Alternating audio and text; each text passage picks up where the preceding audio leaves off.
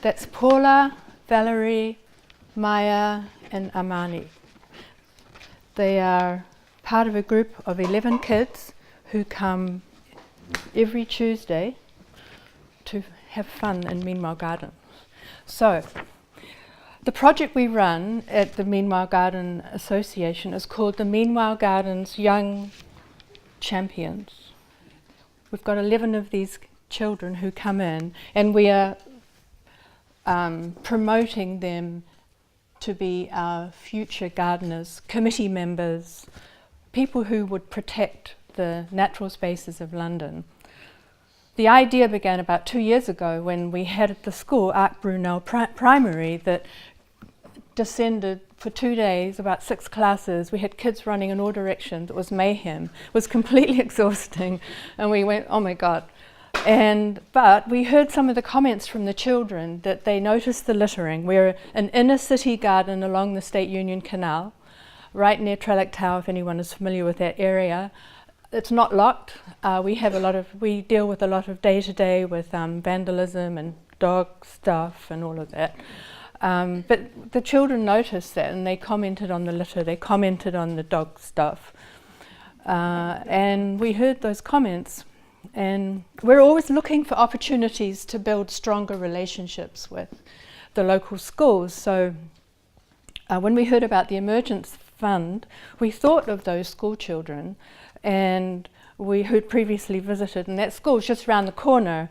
And so we asked the teacher there if she would be interested to send us a class of kids, a small group of kids, not a class, on a weekly basis, and much to our surprise, she actually was willing to do that. So what's the upshot of that is that every week we get 11 or 12 kids, same kids always, who come in, and from their perspective, they're coming to the gardening club.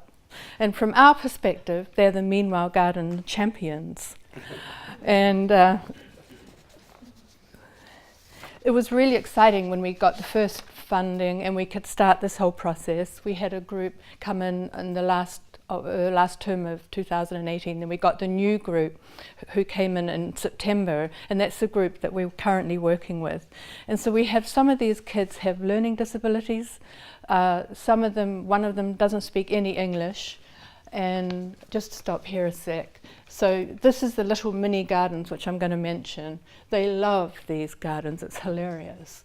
And this is some of the kids. And when they first came, they had very little nature-related language. You may have all heard of a book called Lost Words or something like that. And it was really interesting to see this is actually true. These kids have no language to describe this environment. And so they just hadn't been exposed to it. But they brought a remarkable interest, and they were like all ears. And so I really capitalized on that interest. And we often turn the learning into a game. For example, like that green stuff that sounds like cauliflower, chlorophyll, or a snowdrop that initially comes out as snowbell, or stomata really does sound a bit like tomato, right? So, this is how you kind of trigger the memory and you turn it into a game. And just one other thing about the language thing. The National Trust actually wrote a recent report, and they coined that word nature deficit disorder. And it's from a book written by Richard Louvre, and he wrote it in 2005, Last Child in the Woods.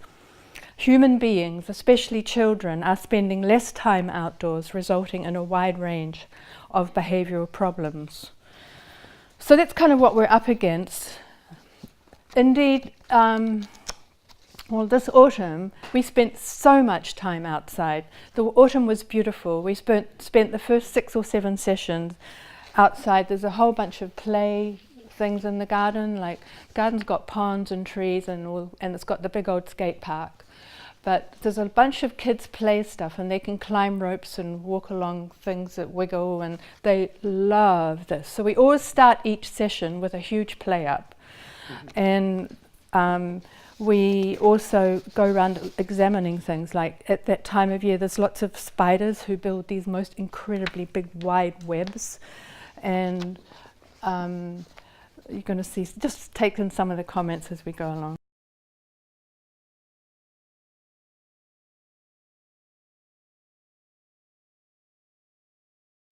And we started to learn the names of plants and trees, and we started to learn the base concepts of nature, like photosynthesis, chlorophyll, metamorphosis, deciduous, and so forth. And believe it or not, they took it. And it was only when the weather grew colder that we head inside and started to do some work inside as well.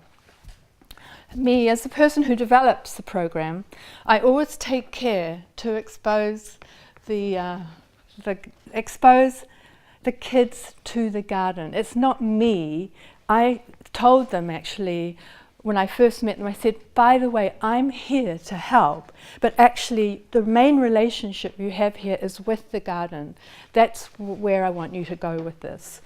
And as an educator or a teacher, I really trained myself to follow their interest and to see it through their eyes, rather than imposing what I see, because I'm a trained teacher, so I want to tell them it's like this. And I had to really back off, and I have to let them find their way through. And in a way, they have shown me a lot, because they have their own natural interest. They know that this is a different kind of learning, and they really respect the opportunity. And over the months, they have settled more generally and have learned from this fun time, and an exploratory time. And it's actually a time also for them to challenge themselves. And some of them have really taken on board all these big long words, and they have they come up to me and they said, Miss, metamorphosis, eucalyptus, crocosmia, get this big long list of words, often not really related, but it's just hilarious. These kids are 9 years old. But just to mention, remembering big words isn't the main event. It's fine to not remember them. That's not not a problem. Writing is encouraged, but it's not judged, because in class it's always judged, right? And we spend a lot of time drawing, and they love creepy crawlies. And some of them, they'll pick up a little baby snail, like a tiny wee thing, and they'll carry it with them the whole session, and then they'll just have to put it down on a rock as they leave, because they can't take it back with them. So as they benefit, so do we at Meanwhile Garden. And that's a group, that's one of the areas that we work in. It's called the Wall Garden, and that's like Araz and Woody and Valerie and Natalia and Gabrielle and Paula and Amani and Maya and Luca and De Niro and that's Araz and that's Omar, couldn't tell. And that's Mrs. Sweeney. They always come with an assistant, which is a huge help. It's really good that she comes. So we benefit from having these 11 sparkly kids around. We also benefit because we're in the business of building a new generation of people who will love the garden, because it's really important to have this green, it's 4 acres in the middle of London, and we just want these children could potentially be, like I said earlier, they could be our new volunteers or our new committee members. How much time do I have? Oh, well, I just want to read you a couple of things that they said. Amani writes, I enjoyed, so in lieu of what we're doing here today, Chandrika and I arranged an evaluation sheet, and we asked them 3 questions. What have you enjoyed most about this project? Then we asked what they liked least. Well, obviously it was dog poo, right? And then we asked, did they have fun? And so just some of the examples, like Amani writes, I enjoyed everything, such as making wreaths, learning words like crocosmia, chlorophyll, deciduous, metamorphosis, eucalyptus, seedlings, learning flower names, knowing all the names of the trees we have seen, making our mini gardens. For the fun question, she says, yes, I have enjoyed this project 100% and always will. And Gabrielle says, I love planting our own gardens. Yes, in fact, I love it. I love drawing trees. And then De Niro says that he didn't like spiders or creepy crawlies, but now he's fine. And Some of the comments are so funny. It's just too sweet. So I'm not going to read them all to you, but the teacher, Mrs. Sweeney, she wrote that all the kids basically had improved their concentration, their behaviour, their confidence, and their relationship with peers and self-esteem. And I've seen that actually, and I've had to learn myself how that develops. I've learned so much from teaching these kids because I've been exploring a whole different way. So just briefly, I've been exploring something called encounter, where I'm just really out of the picture. And I have to say, as much as they have learned, I've learned. It's kind of a shared learning. And I think that's how real learning happens.